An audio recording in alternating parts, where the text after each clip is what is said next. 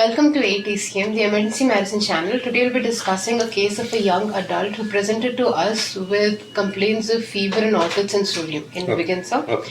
So there's this 21-year-old male who is brought to our ER with complaints of altered sensorium. A little history, a look into his past. He had an RTA in the year 2017, following which he had a traumatic CSF rhinorrhea.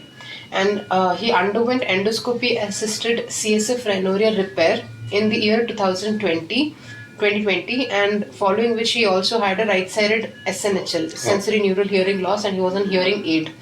And ever since his surgery, he's been having recurrent meningitis. Okay. So now, presenting complaint was the day he presented to our ER. That day's early morning, at around 5:30, 6 o'clock, his bystanders found him to be unresponsive. Unresponsive meaning altered sensorium. And then he was taken to a local hospital wherein LP was done right away, and there he was diagnosed to have meningitis, but no much details were available on that. And patient was referred to us as a suspected case of meningitis. So in our initial 10-second assessment, patient was drowsy and he was only responsive to pain. So airway. What are the causes for loss of consciousness in meningitis? Meningitis as such should not produce loss of consciousness. Meningitis is a problem with the covering of the brain. Meningitis, if it causes increased intracranial pressure, which can cause any hydrocephalus, that can cause altered sensorium. Then meningoencephalitis. Meningitis is that the infection is spreading to the brain.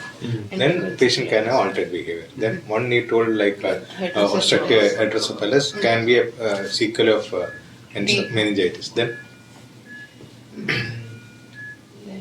most important is seizure.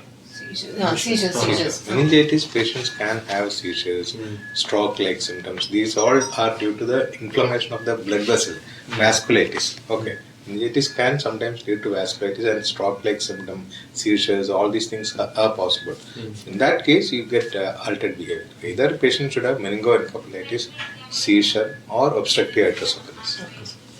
So, with this history, patient's airway appeared patent as there was no secretions, there was no pooling of saliva or blood. Seizures can cause tongue bite, which can cover the patient's oral cavity with blood, but this patient did not seem to have any such feature. Breathing wise, he had respiratory rate of 18 cycles per minute, maintaining saturation of 95-96% on room air, and air entry was bilaterally equal with no crepitations noted, because low GCS patients can aspirate also. And circulation wise, patient had a heart rate of 104 beats per minute, which was regular in rhythm, maintaining blood pressure of 110/70, and all peripheral pulses were palpable. Disability wise, he had a GCS of E2 V2 M5 with pupils being 2 millimeters but bilaterally reactive and symmetrical in size. Then exposure wise, he was running a temperature of 101. If one side pupil is dilated, what do you suspect? Oculomotor compression over the third nerve palsy. Raised ICP, compression of the nerve palsy. So exposure wise, he was febrile with 101.3 degree Fahrenheit with a GRBS of 118 milligram per deciliter. So this was our primary survey.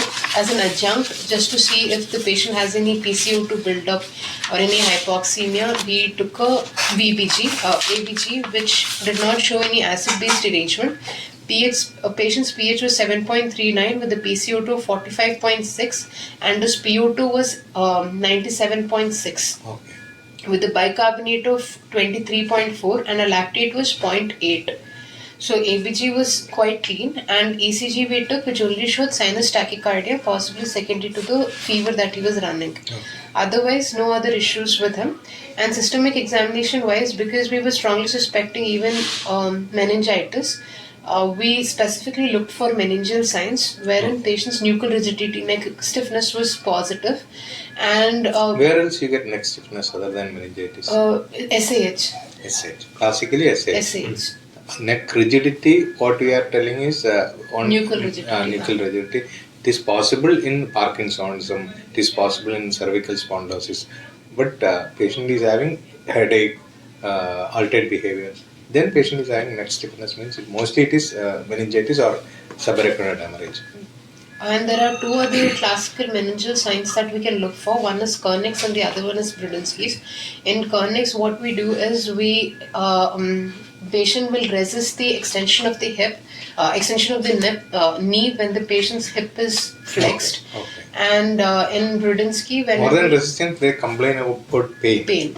That is due to the spasm. Spasm. The patient is unconscious, we can feel the resistance. Conscious patient will tell that there is pain.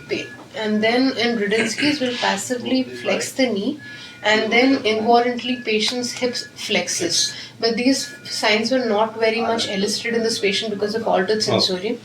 And but he had a very significant nuchal rigidity that was noted.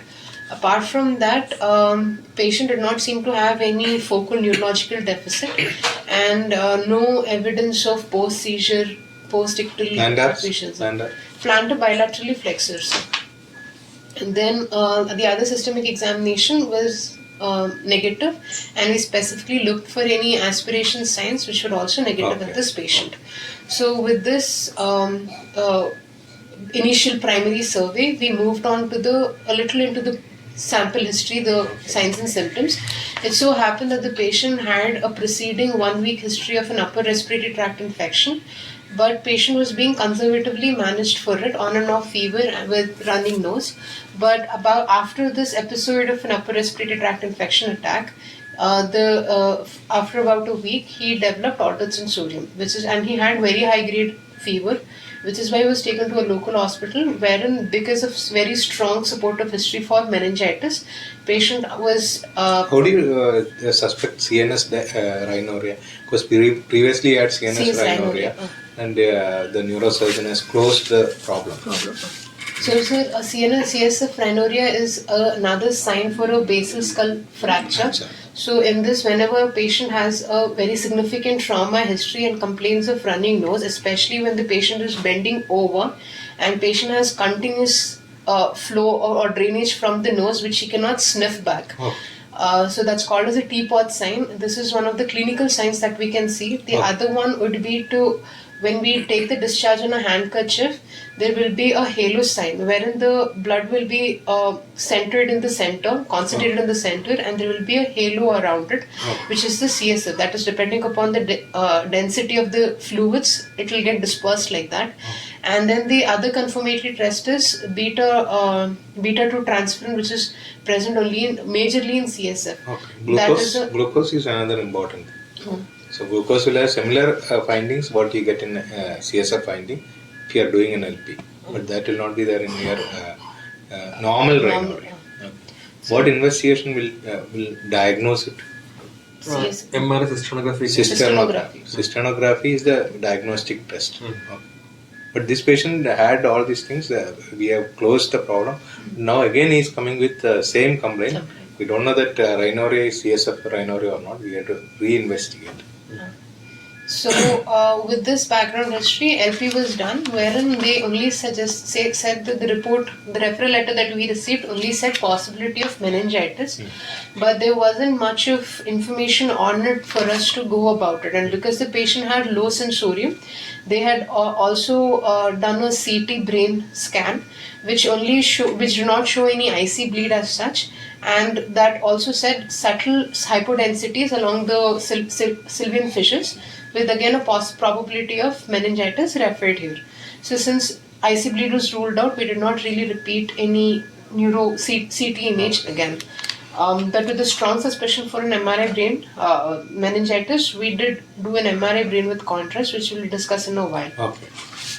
Now, apart from the sample history, his immediate blood reports came in, which highly suggested of infection, with a CRP of more than 200, with a total counts of about 20,000. And his other RFT, LFT were pretty much within normal limits. Now, with this, we did an MRI brain with contrast, which... Why should we do a renal function test in patients who is having meningitis? So, because when we are starting the patient on empirical therapy, vancomycin especially is known to be notorious to cause nephrotoxicity. So we take a baseline, so we'll have an idea whether the patient has an AKI secondary to vancomycin.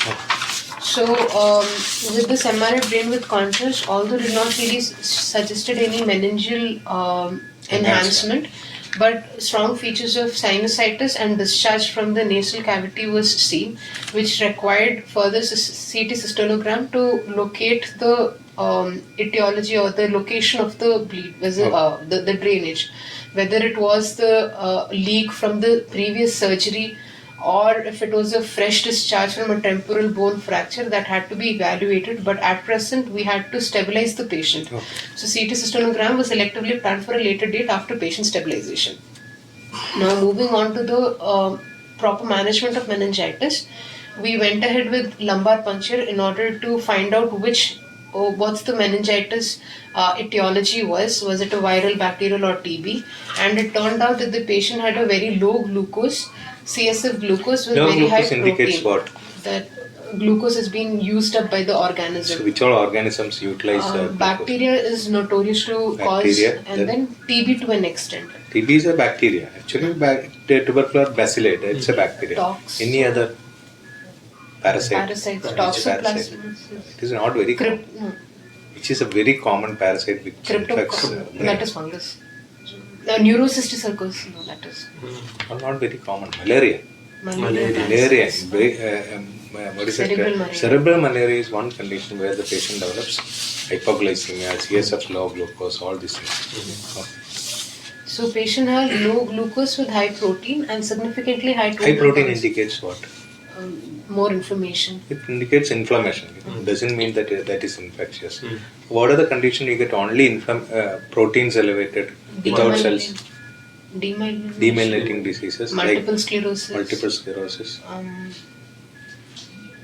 And Viral meningitis.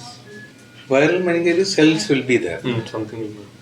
Aseptic meningitis. Aseptic Like somewhere else infection, problem in the brain. Okay, there also no cells. Hypothyroidism, myxedema common. In that condition also CSF protein will be elevated, but cells are normal. So this is called as albuminocytological disorder, dissociation.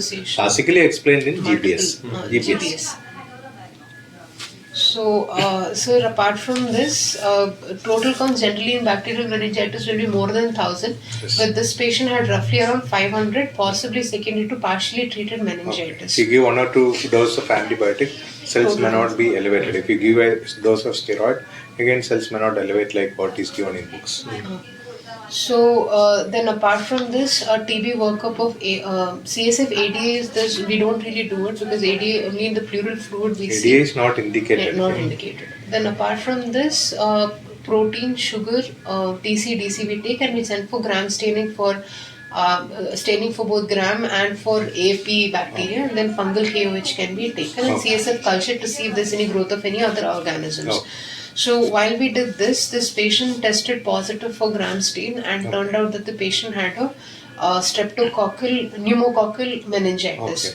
Pneumococcal meningitis is a capsulated organism. So when we start the patient on empirical therapy, what will be the empirical antibiotic in any patient of meningitis? Any patient, somebody is admitted to your ER, he is a young adult. What will be your empiric therapy? So, sir, in this we cover the organisms which most commonly cause meningitis, like meningococcal bacteria, then in viruses, HSV virus, That and is then cocktail pneumococcal. therapy. Empirical antibiotic therapy means. Then acyclovir we give. Empirical antibiotic. Antibiotics ceftriaxone, 2 gram. Why? That is to So any empirical therapy means you are covering gram positive and gram negative. Most common gram positive here is streptococcus. Okay. Gram negative can be various organisms. So when you are treating like that, previously we used to give crystalline penicillin and gentamicin. Now we are giving vancomycin with ceftriaxone. So vancomycin covers all gram positive cocci, including MRSA. Ceftriaxone mostly covers gram negative. So that is empirical therapy. Cocktail therapy means what? Cocktail means it is not explained in any textbooks, not that cocktail. But cocktail therapy means you treat everything. Okay. So you give a antibacterial like ceftriaxone with vancomycin. Then give an antiviral, that is acyclovir. Then anti-malarial like artesunate. So 3 drugs will be given as an initial dose. So we don't know what is the organism. That's why we are giving like that. Once you know that it is malaria, then discontinue all other things, continue only malaria. Once you know that here streptococci, discontinue other drugs and continue only vancomycin alone may be enough. But most of the book says 2-drug therapy. So, and capsulated organisms, when we start on antibiotic treatment, then because of the immunogenicity of the capsule, the patient can have cerebral edema and can end up with seizures. So, we give steroids. So steroid has to be given when? One, we are suspecting the capsulated organisms. You cannot suspect like that. We are getting only an meningitis. Viral Probable bacterial meningitis. we can So any meningitis, before starting antibiotic, you give dexamethasone. That is an ideal drug, 8 milligram stat. Then you give your antibiotic.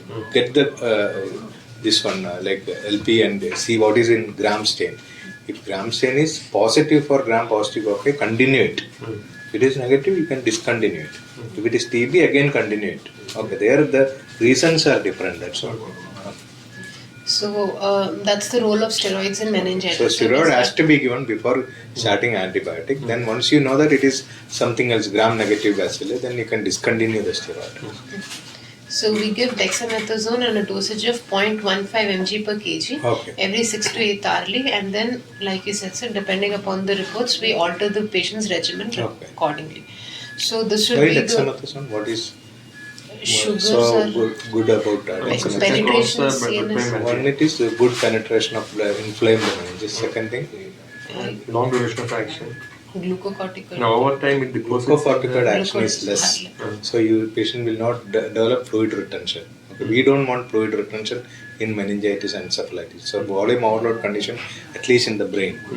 So we don't want that. So we just give dexamethasone that crosses the blood-brain barrier. There is no water retention.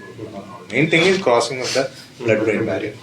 And when the sensitivity report came in, the patient was intermediately resistant to ceftriaxone, possibly with because of recurrent bacterial meningitis history in the past. And then a patient was resistant to Ceftriaxone is gram-positive coverage or gram-negative? majorly gram-negative. So it covers both gram-positive and gram-negative. It mainly covers gram-negative. Okay, but it covers something like crystalline penicillin only.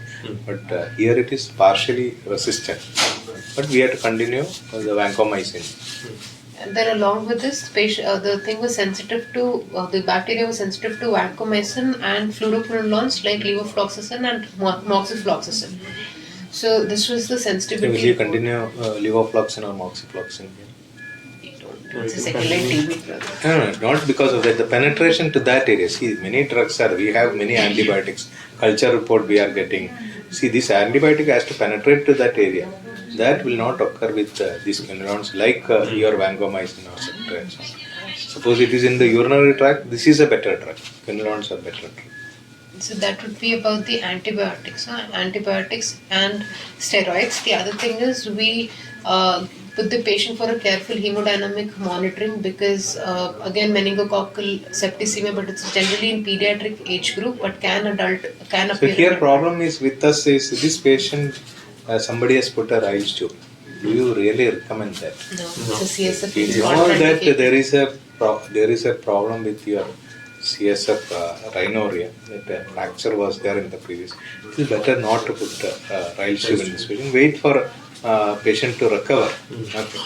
Not recovering with ideal situation by ENT surgeon can come and see the patient and they can put a rice tube. We from our side we should never put a rice tube. But not in our hospital, it is done from outside. So that would be about the antibiotics and steroids. The other management would be to prevent any secondary infection, and then as a supportive therapy, we paracetamol, analgesics, antipyretics has to be given, and depending upon the patient's prognosis, the regimen has to be monitored and altered, and then if the patient is going to be bedridden for a while, then nutrition, DVT prophylaxis, all of that will come into play. Okay. So this is streptococcal infection. Yeah. Yes. So basically we have to give steroids. Then drug covers streptococcus, including resistant. We don't know the resistance initially, so vancomycin will do both. Okay, so that has to be continued. Then anti-seizure medication should we give? Until unless the patient has seizures, no need to give. Okay. So then If the supportive. patient is having persistent loss of consciousness, the patient is not recovering, what are the possibilities? Patient can end up with status epilepticus. Status epilepticus. So, Non-convulsive Non-convulsive status. status. That is the most important thing. Anybody is not regaining his consciousness in your ICU after a brain infection, you have to suspect non-convulsive status. In that case, you have to do a EEG and see what happens. Okay. so luckily this patient did not have any aspiration that could have led to aspiration pneumonia or any secondary infection. Or if the patient is becoming better and suddenly he has any fever spike again, then again other septicemia has to be thought about. Okay. LRTI, UTI, all that has to be looked into. And supportive management, and in this case the patient fortunately improved in our ICU. Fever spikes came down, his an adequate analgesia was provided, so sensorium improved as the blood parameters improved. So now there is If you are giving meropenem, what should be the dose? Suppose you are, many guidelines says first line drug will be meropenem with vancomycin. Okay, that is not required in our country. Some resistant conditions you will have to give. If you are giving meropenem, what should 2 be the dose? grams. That's Double very the high dose. Okay, 2 gram TID in an adult. Okay. That much dose has to be. Suppose the same problem occurs in a very elderly individual or a very young child. What are the other possibilities other than routine bacteria? Listeria. Listeria. Less So than how 3 do you, months. how do you cover it? Amoxicillin, ampicillin. Ampicillin. Ampicillin has to be given 1 gram QID or 2 gram QID. Every 6 hourly 2 gram. That should be the dose. Okay. So, and then pediatric people will have again possibility of meningococcal septicemia. And sir, in vancomycin, that side effect of Redman syndrome. What is Redman syndrome? That is, vancomycin can cause this mast cell degranulation. Because of that, excessive histamine release will happen, and then the patient, because of excessive histamine release, will have that rash-like appearance. That depends on what. How do the patient develops this problem? Van- It's a rate dependent problem. Rate We give very fast, patient develops all this problem. Okay. So we have to be very careful. We have to give very slowly. Okay. Then RFT, like we discussed earlier, sir, has to Okay. be monitored. Okay. That's it. Meningococcal, what will be the clinical finding? Meningo rashes will be there. Sir, meningitis as such has a triad. Okay. Fever, nuchal rigidity, and altered sensorium is a triad for. This is a classical Meningitis. triad for meningitis. Specifically, if at all it is a HSV meningitis, then in that case, patient will have seizures. That is associated to Temporal temporal lobe. So that will be HSV meningitis. But if at all patient has meningococcal meningitis, then septicemia is a possibility. Patient will have rashes and patient will be very toxic.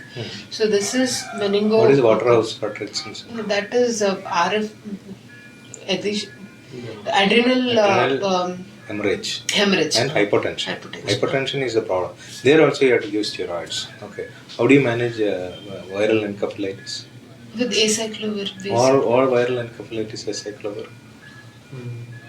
Only HSV1. HSV1, not even HSV2. Only HSV1 it is indicated, but generally we start, suppose somebody is having an encephalitis, not meningitis, encephalitis, acyclovir will be started and it will be continued. But as a drug it is indicated only in HSV1 encephalitis. Temporal lobe involved. They'll have focal seizures. Focal seizures and altered behavior. What is the dose of acyclovir? 800 grams 800. every fifth 15 to hour. 20. 10 milligram per kg body weight, TID. That is a 10 dose. milligram. If it is tuberculosis, Then if it is TB, then in LP we will be able to see the cobweb fibrin clots. it all old theories. Then You TB. keep it for some time, it will form cobweb because it contains high protein. That is good, but how do you differentiate in cells? What is the type of So, cells? What is the in protein? that- It will be more of a lymphocyte. It is mono Lymphocyte lymphocytes. predominant. Proteins are elevated. LDH is elevated. Sugars will be Sugars will be Low. low. Then AFP can be AFP positive. positive. Culture Gene will expert be can be Positive. positive. And Okay. culture can be 6 weeks. And then viral glucose will be high and proteins will be relatively low. Okay. Then Protein will be high. Proteins will be low in viral. Proteins will be high. comparatively low from other things because it's an inflammatory condition, less inflammation, so less protein production. But it is not low. Any inflammation, protein has to be high. But comparing to bacterial infection, it is low. Okay. And how do you diagnose HSV? One clinical PCR. PCR. Just with PCR. PCR. There's fungal meningitis. Fungal KOH will be. KH and again culture can be seen. Culture can be Cryptococcal. cryptococcal antigens. That staining is there. What is that staining? Indian ink Yeah, stain. preparation. So this Which is drug will act on fungal meningitis? Amphotericin. Amphotericin. What is the dose? 5 mg per kg body weight. 4 to 5 mg per kg body weight. HIV 5 mg per kg body weight. Other conditions 4 mg per kg body weight. What is the side effect of acyclovir infusion? Acyclovir infusion can precipitate kidney failure. So we have to be very careful when if we are giving acyclovir, we have to give lot of fluids. Otherwise, patient can develop renal TB regimen. TB ATT drugs will start. ATT drugs, which all ATT drugs? Rifampicin. What are the drugs has got penetration to the brain? Better penetration. All drugs will penetrate, but which are the drugs has got maximum penetration to brain? Streptomycin. Rifampicin. Streptomycin. Rifampicin. Rifampicin has got less penetration. INH, pyrazinamide, Pyrazinamide. streptomycin. But we have to give rifampicin, but it has got lesser penetration comparing to other three drugs. If we are suspecting, anyway, we give 4-drug regime like DOTS regime. If we are giving streptomycin, it will be very useful. That's all. Okay, anything else? Along with this, we can also send for routine blood cultures also because a particular patient can also come positive. Okay. Also, don't have to wait for the LP or imaging or anything to start antibiotics. You can start as early as possible. Also, suspecting any kind of like a LH ICP or any tumors or any mass lesion, we have to preferably go for a CT before doing LP. Because any chance of LP can cause herniation and another complication of LP. And also, if patient has any previous history of any bleeding diastasis, we can also look for it if INR and all the platelet values before doing an LP because again it can cause a lot of bleeding and all that. LP is not a contraindication. All these bleeding and tendencies are not a contraindication for LP. Because LP is a life-saving investigation. You have to do it. Even if there is a slight bleeding, we have to go ahead with that. In LP, you can even do the opening pressures. If a patient normally up to 200 centimeter of water, it will be normal. But if patient has meningitis, it can go above 350.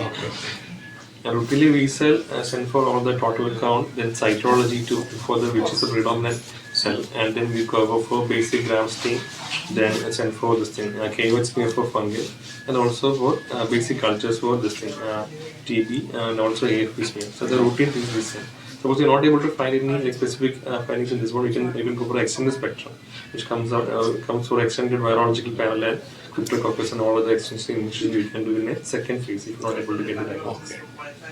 So this patient luckily we got the diagnosis in the early stage and patient is improved. Okay. Only thing we have to repeat the cystogram to find out any more leak is there. If there is a further leak, then we have to correct it. Okay. Thank you. Okay, thank you.